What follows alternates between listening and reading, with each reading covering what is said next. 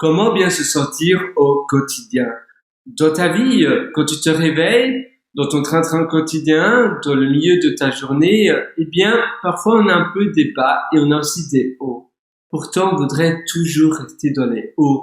Dans les hauts, je parle bien évidemment des moments où, waouh, on adore vraiment ce que l'on fait. On kiffe, on adhère vraiment à ce que l'on voit, on adhère vraiment aux sensations ressenties, à toutes les choses qui nous entourent. Et ça, ce sont bien évidemment les hauts. Les bas, ce sont les moments où on pense que rien ne va être possible, on pense qu'on a raté notre temps, on pense qu'on a mal à la tête et du coup on se sent pas bien et on voit tout négativement.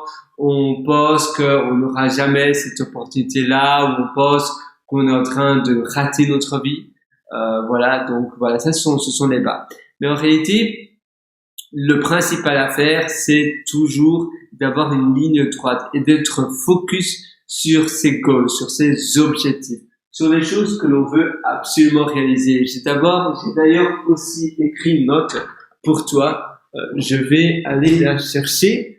C'est sur mon téléphone, qui parle justement d'habitude. J'écrivais cela. J'avais comme but aurait été d'écrire un article sur mon site pierrewriter.com, pierrewriter.com à ce sujet. Et finalement, je me suis dit, bon, je vais d'abord finalement faire une session avec toi et je vais d'abord t'en parler à toi et je vais voir ce que tu en penses. Et puis après, évidemment, je vais peut-être mieux écrire mon article, mais je vais d'abord me concerner avec toi.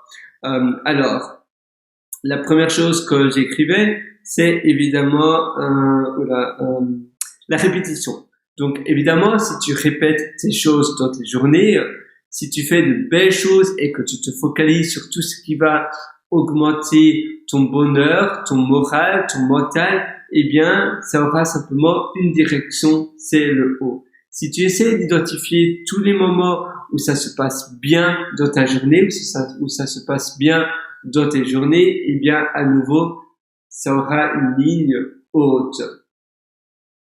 Tu dois en réalité toujours éviter de voir les choses négatives. Parfois, évidemment, c'est dur de le faire. Parfois, il y a, je sais pas, tu avais laissé ton sac à dos ou ta valise à l'hôtel, tu étais parti en vacances et tu dois faire ton check-in out, donc ton check-out, ça veut dire partir de la chambre, de l'hôtel avant 10 heures du matin. Tu laisses ta valise ou tes sacs à dos ou ton sac à dos à la réception de l'hôtel, de l'hostel, peu importe.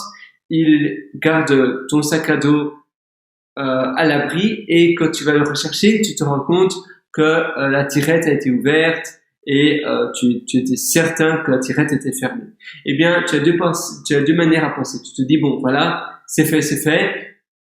Soit je gâche toute ma soirée restante parce que ça a été la tirette a été ouverte, ou bien je sais rien faire d'autre. J'ai deux choix, soit perdre ma soirée à cause de cela, ou bien dire voilà c'est comme ça, je sais rien y faire.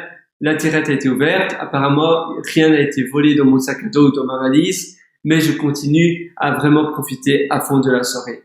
Et bien évidemment, il faut choisir la solution 2. C'est la même chose pour, tu as un bus par exemple ou un avion à prendre et si déjà 2 heures avant de prendre l'avion, tu regardes ou 3 heures avant de prendre l'avion ou le bus, tu regardes tout en l'heure parce que tu as peur de rater ce transport, tu sais qu'il n'y aura plus à la fin, jusqu'à la semaine prochaine ou jusqu'au lendemain. Quand je parle de bus, c'est des bus à très longue distance, par exemple pour aller d'un État à un autre aux États-Unis ou en Australie, ou d'autres bus au Royaume-Uni, mettons tu as des bus qui vont de Manchester à Londres, de Londres à en Écosse, à Édimbourg, à Glasgow et dans d'autres villes comme ça. Et voilà, évidemment, tu n'as pas des bus comme cela tout le temps. Tu as la même chose en France pour des longues distances. Et évidemment, il faut se voir être une demi-heure un peu à l'avance, mais si tu penses déjà longuement avant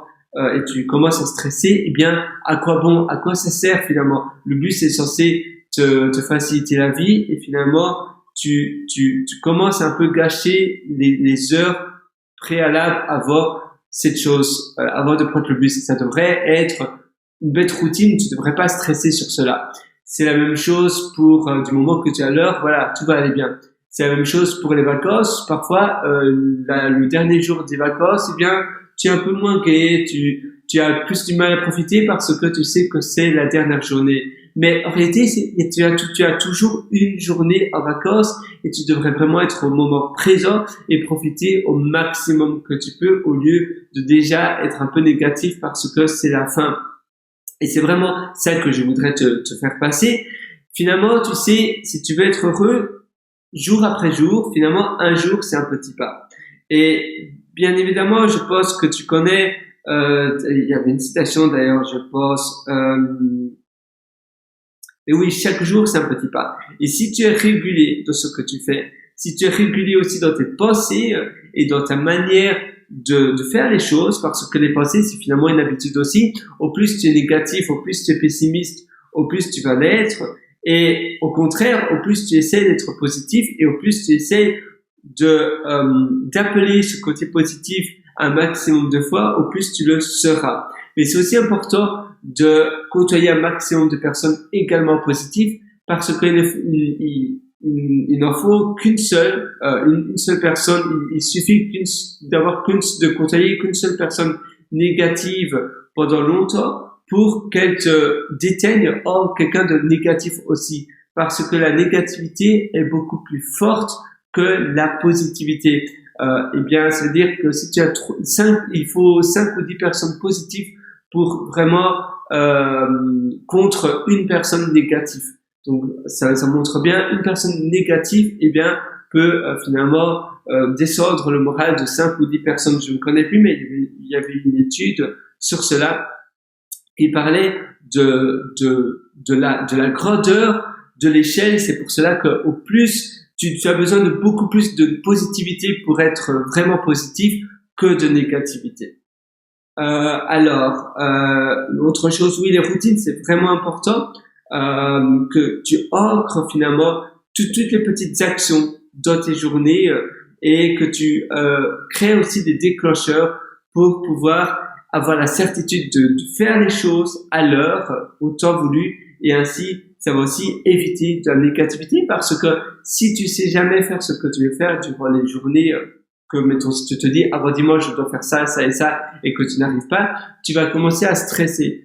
Si tu as un devoir, si tu as des entretiens d'embauche à faire, ou bien si tu as un travail à rendre pour ton bureau, pour ton travail, pour ton boulot de freelance ou autre, eh bien, si tu es toujours à la bourre, ça va dégager du stress en toi et ça va aussi amener de la négativité. Donc, si tu fais les choses en heure et que tu trouves des déclencheurs, voilà, maintenant, j'enfile mes chaussures, je me lève du lit et je ne retourne plus au lit le matin. Et ainsi, tu es sûr, bam, bam, bam, tu crées des déclencheurs. C'est un peu comme quand tu te brosses les dents, tu penses pas pendant 3 heures si tu te brosses les dents ou pas, si tu procrastines ou pas, non, tu le fais parce que c'est une habitude. La même chose pour ta douche, la même chose pour le café du matin. Si tu te prends un café, eh bien, tu penses pas, ah tiens, je me fais mon café maintenant, plus tard, non. Par contre, si c'est, mettons, un travail de freelance que tu dois rendre, parfois on a tendance à procrastiner parce que la route est longue.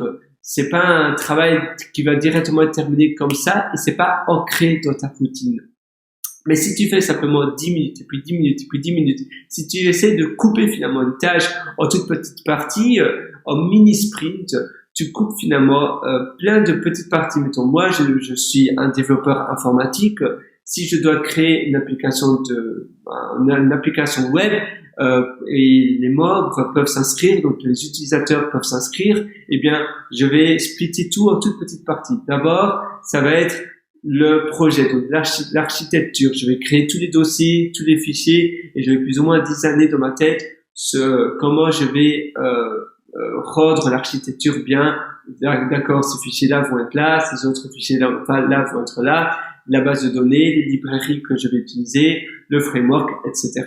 Et puis après, je vais faire eh bien seulement le formulaire d'inscription front-end, le formulaire de connexion front-end, donc côté client, et puis après ça va être la page membre, et puis ça va être la page paiement, et puis après ça va être back-end inscription. Et puis back-end, connexion, pour la réponse de la connexion et la sauvegarde de la base de données.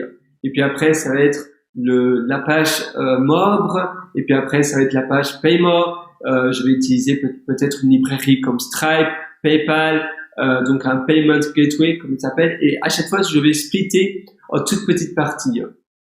Et ça va m'aider à aller plus facilement, à aller plus rapidement, parce que je vais diminuer de manière vraiment radicale le risque de procrastiner, parce que les tâches sont tellement petites qu'il n'y a vraiment pas question à procrastiner. C'est finalement une facilité enfantine ici. Tu vois, donc finalement, tu peux modifier la manière dont tu fais tes tâches pour les rendre super ultra faciles. Voilà, j'espère que ça va t'aider. Si tu veux aller beaucoup plus loin, je t'ai concocté, comme ce que je te disais, plein d'articles sur mon site pierrewriter.com, pierrewriter.com, et je vais peut-être aussi écrire un article similaire de la conversation que l'on a eue, comme ce que je te disais, sur ce site-là. Et sinon, si tu veux aller encore plus loin et que tu penses que tu as encore des efforts à faire dans ton happiness, dans le niveau de bonheur et de bien-être que tu as, mais aussi dans les choses que tu vas accomplir, je t'ai concocté des ateliers qui se trouvent aussi sur mon site pierrewriter.com, pierrewriter.com, et là-dessus, tu as un lien sur le menu du haut normalement, et tu verras mes méthodologies. Tu cliques dessus et tu trouveras des ateliers que je t'ai concoctés avec tout mon cœur pour vraiment, je vais vraiment avec toi, je te prends par la main et je t'aide vraiment à t'améliorer dans ton quotidien jour après jour. À très bientôt sur ce. Ciao.